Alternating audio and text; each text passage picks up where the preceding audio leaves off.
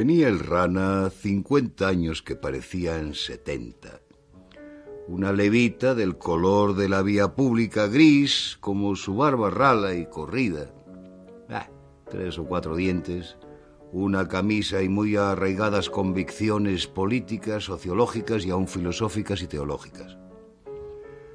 Había aprendido a leer allá en Cuba, cuando la otra guerra, siendo voluntario en un batallón provincial, y ahora leía periódicos y más periódicos arrimado a las columnas del ayuntamiento. Siempre leía de prestado porque su poco dinero lo gastaba en aguardiente y en tabaco. Era peón de albañil y no estaba conforme con la marcha del mundo, nada. Cuando el rana era joven, la culpa de todos los males la tenía el oro de la reacción. Ahora parecía ser que el enemigo era el infame burgués, el zángano de levita, y eso que él, por invencible afición, siempre vestía de levita, vaya. Era el borracho más popular de su pueblo, y todas las clases sociales le encontraban gracia al rana, y veían en él acaso el último representante de alguna generación famosa, por los rasgos originales y muy cómicos de su excitada fantasía.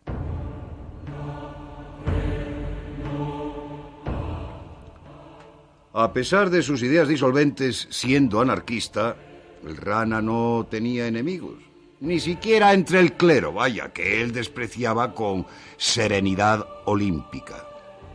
Sin embargo, sus elucubraciones teológicas más de una vez le hicieron dormir en prisión. Pero salía de ahí sin abdicar en uno solo de sus principios. Y aquella misma noche volvía a presentarse tan borracho como el día anterior y tan encasillado en sus negaciones impías y en sus declaraciones escandalosas. Amigo de marchar con el siglo, había renunciado a ser republicano, ya que los jóvenes de la esquina del ayuntamiento se reían de la política, y era anarquista, pero disidente, porque los de esta opinión le habían expulsado con toda solemnidad de su círculo, con el frívolo pretexto de que empalmaba sus borracheras y era el hazmerreír de los burgueses, pero admitía de estos propinas, prendas de vestir y otras humillaciones.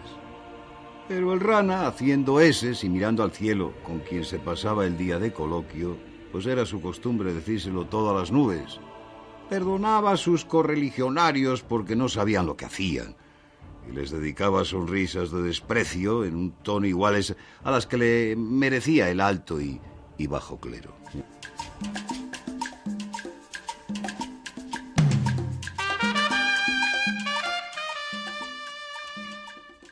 Además de no estar conforme con su partido, en lo tocante a la bebida, el rana también protestaba contra los alardes del cosmopolitismo, porque él era patriota, por vida de Dios, y había expuesto la vida en 100 combates por eso de la patria, en fin. ¡Viva Cuba española!, gritaba el rana. En esta materia no admitía bromas ni novedades. Pero en aquello de la patria, que no le tocaran a Carlos Marx, ni a Carlos Menos, ni al Carlos Chapa, porque el rana, ahí donde se le veía, había sido voluntario del heroico batallón de la Purísima. Alabada sea ella, decía el rana. 1000 éramos, predicaba entusiasmado en medio de la plaza, 1000 éramos cuando íbamos por la carretera de Castilla arriba. 104 volvimos de Cuba. Los demás, todos muertos. Uno por uno, otro por otro. Todos muertos. ¡Viva la anarquía y el libertinaje! ¡Fuego al burgués! Pero el que me toque a la Cuba española, que se entienda con el rana, veterano distinguido del batallón provincial de la Purísima. Y si pasaba un policía por ahí, el rana iba a parar a la comisaría por blasfemo, vaya. Una mañana muy fría de diciembre, salió el rana muy temprano del lugar en que dormía y se encaminó a la estación de ferrocarril del norte. Pisando la dura escarcha, soplándose los dedos y hablando entre dientes con las podridas nubes, lo que decía era pestes contra el frío, contra el hambre, contra el infame burgués y contra la falta de patriotismo del obispo, del alcalde, del gobernador y demás oscurantistas, digo, burgueses. El Rana. El Rana había leído en un periódico local, el día anterior, que aquella mañana, en el primer tren, saldrían por el ferrocarril del norte 15 voluntarios que embarcarían en La Coruña con destino a Cuba. Una semana antes, la ciudad, en masa, había despedido entre gritos de entusiasmo patriótico a todo un batallón de infantería que desde allí había salido para la guerra. Se había obsequiado a los soldados con cigarros, fiambres, vino, reparto de pesetas y grandes dosis de cariño fraternal inspirado en el amor a la patria. El Rana fue el primero en aplaudir aquella manifestación, pero ahora... Lo que yo temía, exclamó al pisar el andén. Lo que yo temía... Ni un alma. Muera el burgués. Abajo lo existente, ni un alma, claro, claro. Los pobretones son voluntarios, como yo, como el Rana, allá en mis buenos tiempos. Y el Rana, hablando y andando, se dirigió a la cantina solitaria, donde pidió una copa de aguardiente. ¿Tenía o no tenía decoro el Rana? ¿Tenía o no tenía razón, digo yo? Ni el obispo, ni el alcalde, ni una rata venía a despedir a los 15 héroes que iban a morir por España.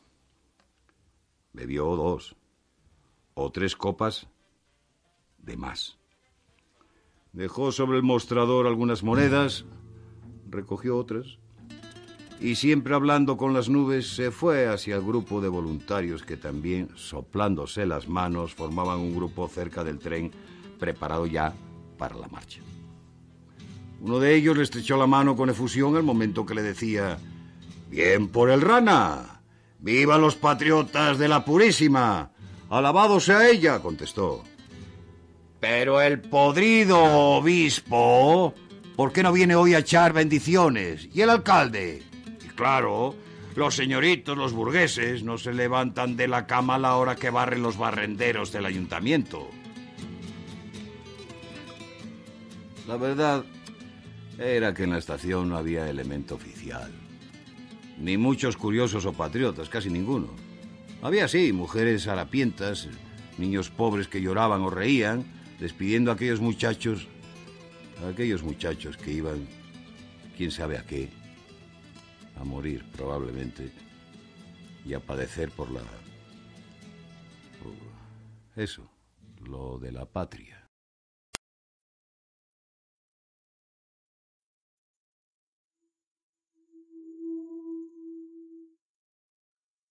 El Rana, parado en la estación del tren, se decía para sus adentros: «No valen más 1000 que 15. Estos chicos no tienen la culpa de ser tan pocos. No valía decir que el pueblo acababa de entusiasmarse pocos días antes. En estos casos no vale el cansancio, no. Aquel desaire a la gente que por su propio querer iba a morir por España era una ingratitud, una crueldad. Iban ellos echados por la miseria, por no luchar con el hambre, por dar pan a su madre, o a su mujer, o a sus hijos. ¿Qué era España? ¿Qué era la patria? No lo sabía. Música. La tropa que pasa. Un discurso que se entendió a medias, jirones de frases patrióticas en los periódicos, el Cid, el 2 de mayo.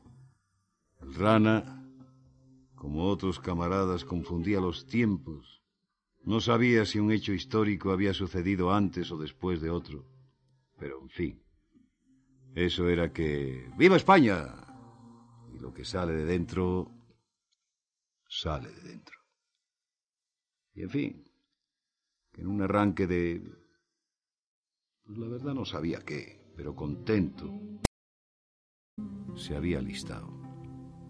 Y allá había ido mezclado con mucha gente honrada y se había batido bien.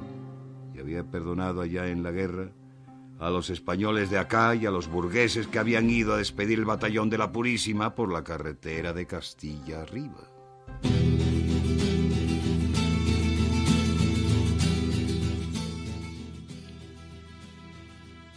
Sonó el silbato del jefe. Se cerraron las portezuelas.